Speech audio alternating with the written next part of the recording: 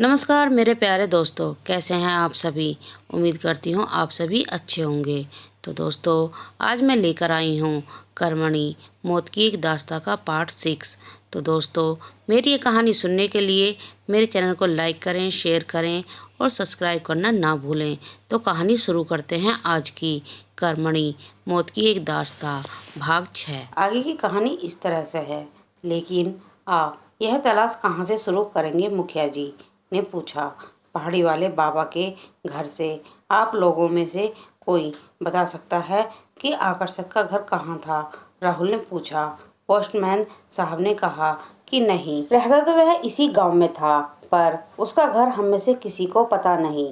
क्या एक व्यक्ति जो एक गांव में जन्म लेता है और गांव में ही रहता है और गांव के लोगों को उसके घर के बारे में नहीं पता, ये थोड़ा अजीब है, राहुल ने संदेह से कहा। सिर्फ यही नहीं शहरी बाबू, अभी बहुत से अजीब खुलासे होने बाकी हैं। आप जैसे जैसे इस रहस्य के करीब पहुंचते जाएंगे, वैसे वैसे और भी सवाल आते जाएंगे। मुखिया जी ने एक लंबा सांस लेते हुए कहा। हमारे हिसाब से एक कर्मणी ही है जो इस रहस्य को सुलझा सकती है, पोस्टमैन साहब ने कहा। कर्मणी? वह क्या हमारी मदद करेगी? राजशेखर अंकल ने थोड़ा झुंझलाकर कहा। हाँ, यह भी बात सही है, पोस्टमैन साहब ने कहा। थोड़े गुस्से से राहुल ने उदास मन से कहा। तो फिर कैसे पता लगेगा उस कर्मणी के बारे में क्या हो रहा है? यह मुझे तो कुछ समझ में नहीं आ रहा। चारों तरफ अब बस अंधेरा ही नजर आ रहा है। अब किधर जाएं, कुछ पता नहीं चल रहा है। क्या करूं मैं? क्या कोई नहीं जो नागा साधुओं के बारे में बता सके? ऐसा एक है, राहुल बाबा, राजशेखर अंकल ने कहा। कौन है वह? राहुल ने पूछा। मेरा दोस्त विजय, राजशेखर अंकल ने एक मुस्कान के साथ कहा।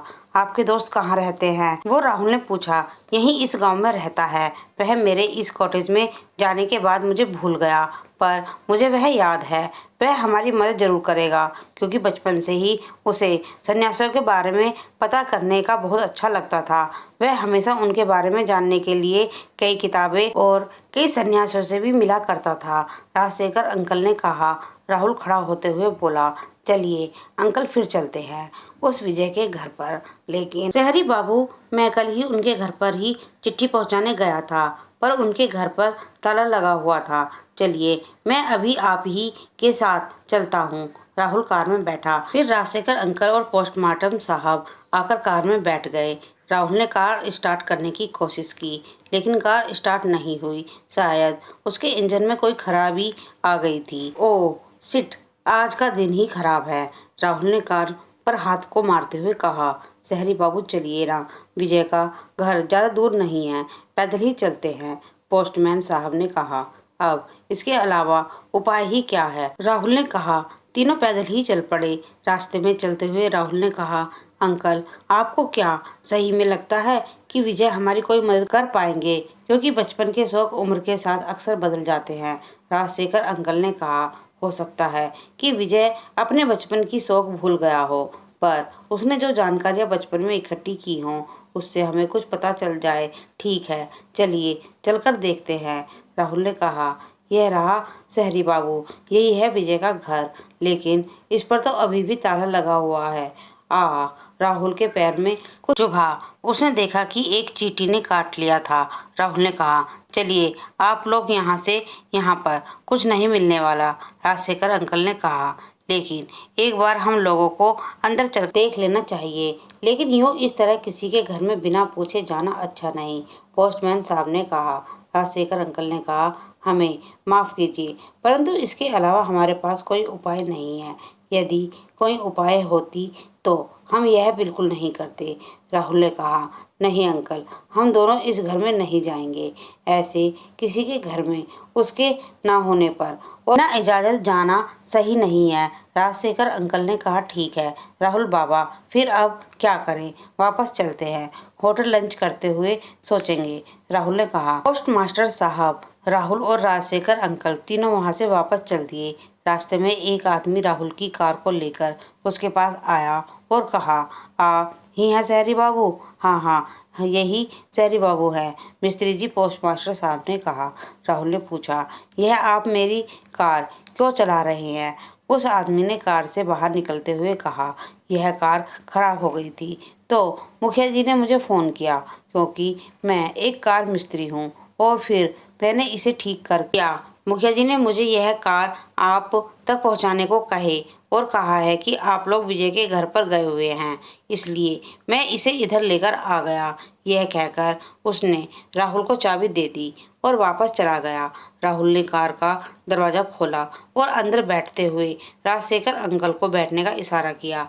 पोस्टमास्टर साहब को भी अंदर आने का इशारा किया, लेकिन पोस्टमास्टर साहब ने कहा, जहरी बाबू, मुझे पोस्ट ऑफिस वापस जाना है, जो यहाँ से काफ़ी करीब है, मैं चला जाऊँगा। तब राहुल ने कार आगे बढ़ा दी। राहुल ने राजशेखर अंकल से ड्राइविंग करते हुए कहा, आज फिर मुझे उसी कॉटेज में जाना होगा।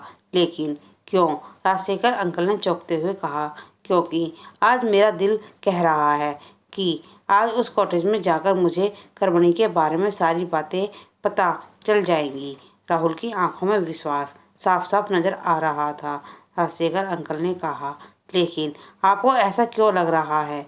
राहुल ने कहा, पता नहीं क्यों, लेकिन आज मुझे अपने ऊपर पूरा विश्वास है। आज मैं उस कॉटेज में जाकर सब कुछ पता कर लूँगा, ऐसा मुझे लग रहा है। लेकिन उस पिशाचिनी की शक्तियाँ पड़ गई हैं।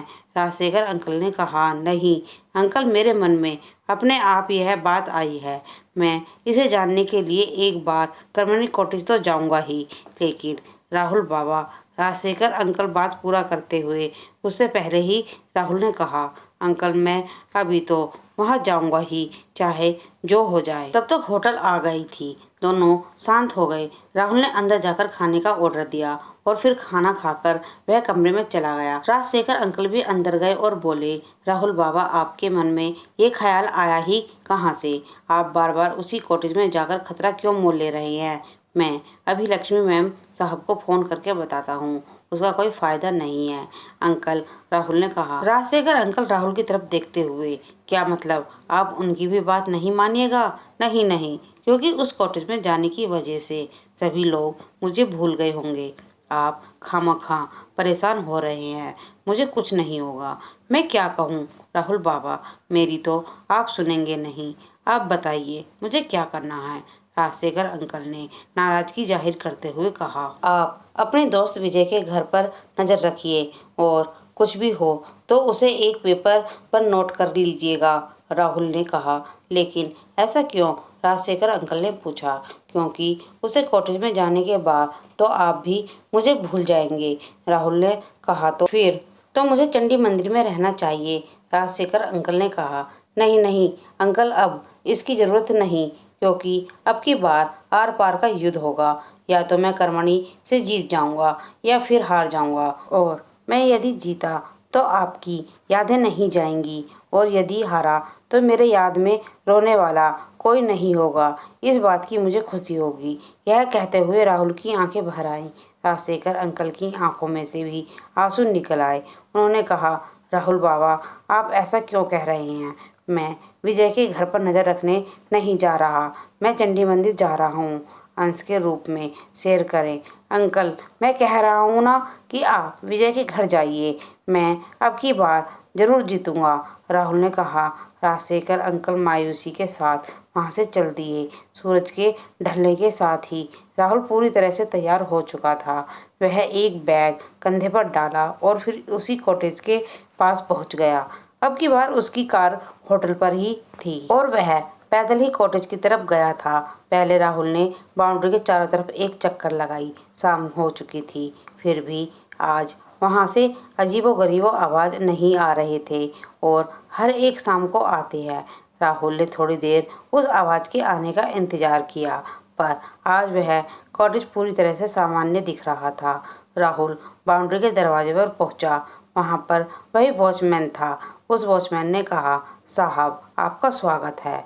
मैं आपका वॉचमैन हूँ, मैं यहीं पर रहूँगा, आप अंदर जाइए, वॉचमैन ने चाबी देते हुए कहा।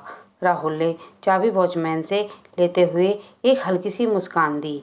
इसके बाद वह अपने कदमों के साथ कॉटेज के अंदर बढ़ता चला गया।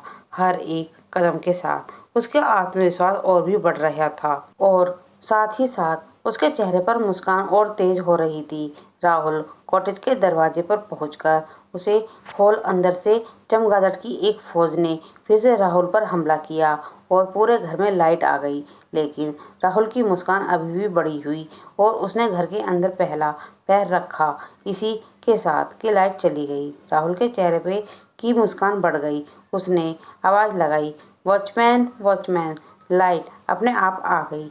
लेकिन अब की बार सब बदल गया। उसके सामने वही लड़की आ गई जिसकी तस्वीर के नीचे लिखा था, कर्मणि को मार दो। जिसकी आत्मा को उसने देखा था, जिसकी मूर्ति के गले में उसने वही हार देखा था जो महातंत्र का हिस्सा था। लेकिन अब की बार उस लड़की के बाल सुलझे हुए थे। उसके शरीर पर एक भी घाव का निशान नहीं थे। उसकी आंखें एकदम दूध की तरह सफेद थीं। वह बिल्कुल ठीक राहुल के सामने खड़ी थी। कौन हो तुम और क्या क्या कर रही हो? तुम नहीं जानती इस कॉटेज के बारे में? जल्दी से बाहर चलो। यह कहते हुए राहुल ने उस लड़की का हाथ पकड़ा, लेकिन राहुल का हाथ खाली रहा। उसने एक बार और उस लड़की को छूने का प्रयास किया, लेकिन राहुल का हाथ उस लड़की के शरीर पर आर पार हो गया। लेकिन उस लड़की ने कहा, कर्मणि हूँ मैं और मैंने ही तुम्हें यहाँ पर अपना पूरा सच बताने के लिए बुलाया है। लेकिन यहाँ तो मैं खुद आया हूँ। राहुल ने कहा, आज मैंने तुम्हें यहाँ सब सच बताने के लिए बुलाया है। पहले तुम ध्यान से मेरी बात सुनो। मैं एक अनिका हूँ। कर्मणि ने कहा, अनिका, यह क्या होती है? राहुल ने अपने डर को छुपाते हुए पूछा। मैं सब कुछ बताती हूँ, तुम थोड़ी सब्र करो। कर्मणि की आत्मा ने कहा। बात को आगे बढ़ाते हुए ही कर्मणि ने कहना शुरू किया, समय अनेकों प्रकार के हैं। कुछ ऐसे समय हैं जिसमें होने वाली घटनाएं ब्रह्मांड की सुरक्षा के लिए गुप्त रखी गई हैं, ताकि इस धरती पर होने वाले विनाश को रोका जा सके। यह भी बात एक गुप्त समय की है, जब चंडी देवी धरती पर रक्त बीज से युद्ध करने के लिए आई थी। उनके हाथ से एक हीरा टूटकर जमीन पर गिर गया था। इस घटना को गुप्त समय में इसलिए कैद कर दिया गया ताकि उस हीरे का असीम शक्तियां को पाकर कोई व्यक्ति इस धरती पर विनाश न मचा दे। वह हीरा इतना अधिक शक्तिशाली है कि धरती पर उत्पन्न होने वाले सारे तंत्र अपने स्वामी के अंत के पश्चात उसी हीरे में कैद हो जाती हैं। उसी हीरे का नाम है कर्मणि, क्योंकि वह हीरा बहुत शक्तिशाली है। इसलिए उसकी रक्षा दो दैत्य करते हैं, सत्य दानव और कुरिष्ट दानव। और क्योंकि उस हीरे की आवश्यकता भगवान कल्कि के युग के अंत के लिए पड़ेगी, इसलिए उन्होंने उस हीरे तक पहुंचने के मार्ग को भी बनाया है। उन्होंने सभी नक्षत्रों के बीच एक विशेष घड़ी का नक्षत्र बनाया जो 53 वर्षों एक बार आता है, जिसमें जन्म लेने वाले व्यक्ति अनिका कहलाती है। वही है जो इस राज को जानता है, अन्यथा उसके अलावा कोई नहीं जानता। मैं एक अनिका हूँ और मैं यह बात सिर्फ किसी और अनिका को ही कह सकती हूँ। एक अनिका के जन्म के 28 वर्ष पश्चात पहली अनिका का दायित्व खत्म हो जाता है। वह दूसरी अनिका को यह रहस्य बताकर उस नव कस्तूरी हार को देने के बाद खुद इस रहस्य को भूल जाता है। यही अनिका का रहस्य है। क्योंकि तुम भी एक अनिका हो, इसलिए मैंने यह रहस्य तुम्हें बताया है। ऐसा कहते हुए कर्मणि चुप हो गई। हाँ, यह तो ठीक है, पर तुम्हारी मौत कैसे हुई? राहुल ने फिर से पूछा। फिर मौत नहीं हुई, मैंने आत्महत्या किया था। आत्महत्या?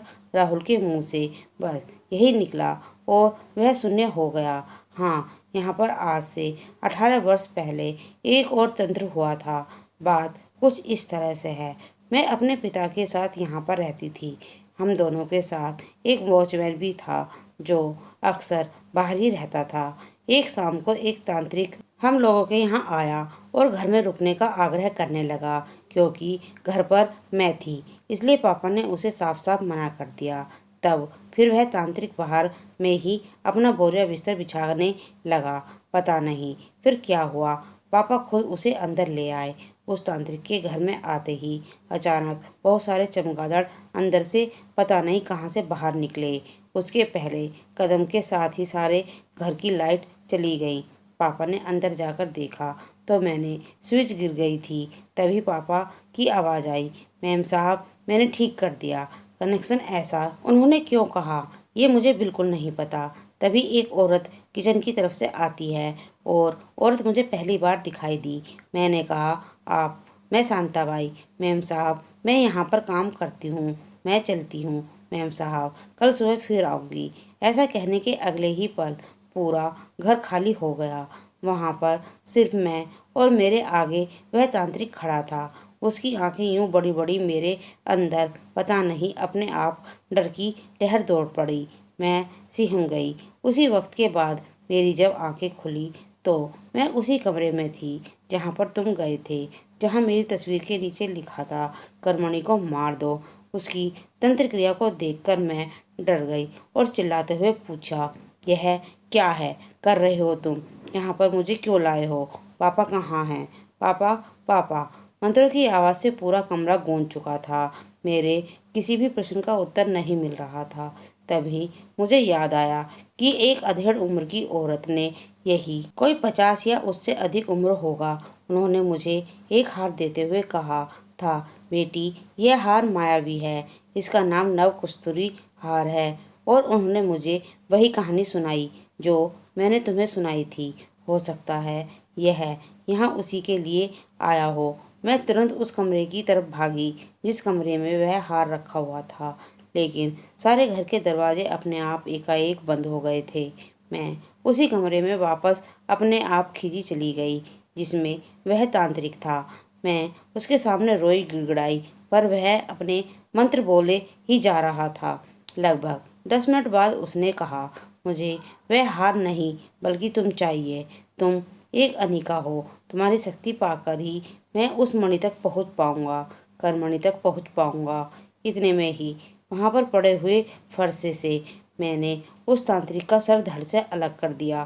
तांत्रिक को तो मैंने मार दिया, पर उसने अपना तंत्र पूरा कर दिया था, जिसकी वजह से मैं खुद चलकर उस कमरे में गई जिसमें हार थी और खुद के गले में पहन लिया। नव कस्तूरी हार का यह नियम है कि कोई भी व्यक्ति उसे पहन नहीं सकता, वरना उसकी आत्मा उसके शरीर से अलग हो जाएगी और उसका शरीर पत्थर का बन जाएगा। उस हार को पहनते ही मैं एक पत्थर की बन गई और मेरी आत्मा मेरे शरीर से अलग हो गई। इतना कहकर कर्मणि चुप हो गई और वह खून से लिखी हुई, उसे बचा लो, वह किसने लिखा? वह पागल कौन है जो बाहर कार से उतरते ही सामने आ जाता है? शाम के समय आने वाली आवाजें क्या हैं? और तुम इस कॉटेज में आने वाले को वापस जाने नहीं देती, ऐसा क्यों? मुझे यहाँ क्यों बुलाया? वह छोड़ो, कैसे बुलाया? रोहिणी कहाँ है? रोहिणी उसी तांत्रिक के कब्जे में है, कर्मणि ने कहा। लेकिन वह तो उस कमरे में गई भी नहीं थी। राहुल और भी कहने वाला था, पर इससे पहले कि कर्मणि बोल पड़ी, मरने के बाद भी वह तांत्रिक उस मणि को पाना चाहता है, क्योंकि वह कर्मणि पाकर फिर से वापस जिंदा होना चाहता है और उसका जिंदे होने के बाद इस दुनिया को उसके कहर से कोई नहीं बचा पाएगा। उसने महातंत्र क्रिया से मुझे अपने बस में करके यहाँ तो बुलवा लिया कि अनिका कहाँ है, पर मैंने अंत में उसकी बस को तोड़कर झूठ बोल दिया कि अनिका रोहिणी है, जिसकी वजह से वह तांत्रिक तुम्हें कोई नुकसान ना पहुँचाए, कर्मणि ने कहा। लेकिन क्यों? राहुल ने पूछा। क्योंकि अभी तुम अनिका हो जो उस सत्य दानव तक जाने का मार्ग खोल सकता है, इसलिए तुम जाओ और जाकर वह कर्मणि लेकर आओ, कर्मणि की आत्मा ने कहा। राहुल अवाक रह गया। उसने कहा, कर्मणि? वह मैं कैसे लाऊंगा? और वह तो उस तांत्रिक को न चाहिए, तुम उसे क्यों पाना चाहती हो? राहुल ने एक साथ पूछा। कर्मणि की आत्मा वहां से गायब हो गई और फिर लगभग 10 सेकंड बाद अपने भयानक रूप में और जोर से चिल्लाते हुए यह कहते हुए लौटी, ताकि मैं इस रूप से छुटकारा पा सकूं, उस तांत्रिक को खत्म कर सकूं और इस दुनिया को तांत्रिक से बचा सकूं, इस दुनिया को, उस राहुल ने कहा। लेकिन राहुल के चेहरे पर डर साफ नजर आ रहा था। कर्मणि की आत्मा एकाएक पीछे मुड़ी और सिर्फ अपने सर को राहुल की तरफ करके बोली, देखो, लेकिन किंतु परंतु का समय नहीं है, क्योंकि कल ही पूर्णिमा है। यदि कल तक तुम कर्मणि लेकर नहीं लौटे तो वह तांत्रिक रोहिणी की बलि चढ़ा देगा और मैं भी कुछ नहीं कर पाऊंगी। बाकी सारे सवालों के जवाब कर्मणि लेकर आने के बाद मैं खुद तुम्हें दे दूंगी। राहुल के चेहरे पर एक अजीब सी उलझन अभी भी थी, लेकिन कर्मणि के उस भयानक चेहरे से बात करने से उसे डर लग रहा था। वह अनचाहे मन से उसी कमरे की तरफ चल दिया जहां उसने नव कस्तूरी हार देखा था। अब की बार उसके साथ कुछ भी अजीब नहीं हुआ। वह मन मन में सोचने लगा कि क्या कर्मणि सच बोल रही है। तो फिर उस तांत्रिक वाले कमरे में मैं गया था तो मुझे उस तांत्रिक ने क्यों छोड़ दिया। रोहिणी को तो कर्मणि परेशान कर रही थी। क्या कर्मणि सच कह रही है? तब तक वह दरवाजे तक पहुंच चुका था। दरवाजे तक पहुंचने पर ही दरवाजा अपने आप खुल गया। अब राहुल उस कमरे के अंदर गया। वहां पर एक हार एक रक्षा सूत्र में बंधा हुआ था। यह वही रक्षा सूत्र था जो राहुल ने खुद बांधा था ताकि कर्मणि के कहर से गांव वालों को बचाया जा सके। लेकिन वह विधि उसने पहले चांद रात को की थी और राजशेखर अंकल के हिसाब से अभी तो 7वें चांद का रात है। तो फिर कर्मणि ने मुझसे झूठ क्यों कहा कि कल पूर्णिमा रात्रि है? राजशेखर अंकल के हिसाब से तो पूर्णिमा रात्रि 8 दिन बाद है। हो सकता है मुझसे ही दिन गिनने में या सुनने में गलती हो गई होगी, राहुल ने खुद से कहा। और यह कहते हुए वह नव कस्तूरी हार में लपेटा हुआ रक्षा सूत्र खोलने लगा। तभी उसके मन में ख्याल आया, यदि कर्मणि झूठ बोल रही होगी तो वह फिर से पिशाच शक्तियां पा लेगी और गांव वालों को फिर से परेशान करने लगेगी। राहुल ने फिर अपने आप से ही कहा, इसके अलावा और उपाय क्या है? बस यही एक आखिरी रास्ता है। उस हार से रक्षा सूत्र के धागे के खुलते ही कर्मणि उस कमरे में वापस आ गई और बोली, उस हार को मेरे गले से निकालते ही तुम सत्यदानव के करीब पहुंच जाओगे।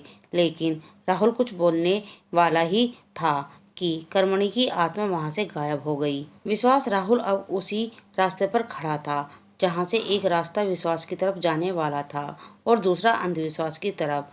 राहुल यही चाहता था कि उसका विश्वास अंधविश्वास न बने, लेकिन उसके पास इसके अलावा कोई उपाय नहीं था। वह ना ही पीछे हट सकता था और ना ही कुछ कर पा रहा था। इसलिए उसने कर्मणि के गले से हार निकाल दिया और अपनी आंखें बंद कर ली। अगले ही क्षण उसने जब अपनी आंखें खोली, वह अपने आप को वहीं पाया जहां वह पहले था। सब कुछ वही था। उसके हाथ में नव कस्तूरी हार भी थी। उसके आगे वही मूर्ति थी कर्मणि की, मतलब वह वहां से कहीं नहीं गया था। उसे एक आवाज़ सुनाई दी, अनिका, इस इस्तेमाल के लिए तुम्हें पूर्ण विश्वास के साथ मग्न में दृढ़ संकल्प करना होगा, अन्यथा यह एक मामूली हार ही रह जाएगा। इस आवाज़ को सुनकर राहुल पहले तो घबराया, फिर उसने अपने आप को शांत किया और मन में सत्यदानव से मिलने की इच्छा दृढ़ संकल्प किया।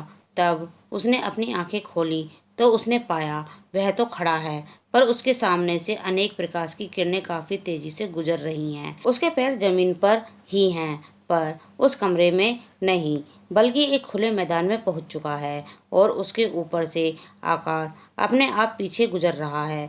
राहुल के साथ ऐसा पहली बार हो रहा था। वह एक ही जगह पर खड़ा था, पर सारी चीजें उसके आगे से पीछे काफी तेजी चली जा रही थीं। इसी तरह सारी चीजें उसका चक्कर लगा रही थीं, जिसकी वजह से राहुल की आंखें बंद होने लगीं। राहुल के लिए खुला सत्य बन के पहले चरण, डर का दरवाजा। तो दोस्तों, मेरी ये कहानी आज की यहीं समाप्त होती है। आगे अब इस कहानी में क्या होगा, ये जानने के लिए मेरी ये कहानी पढ़ते रहें, सुनते रहें। धन्यवाद।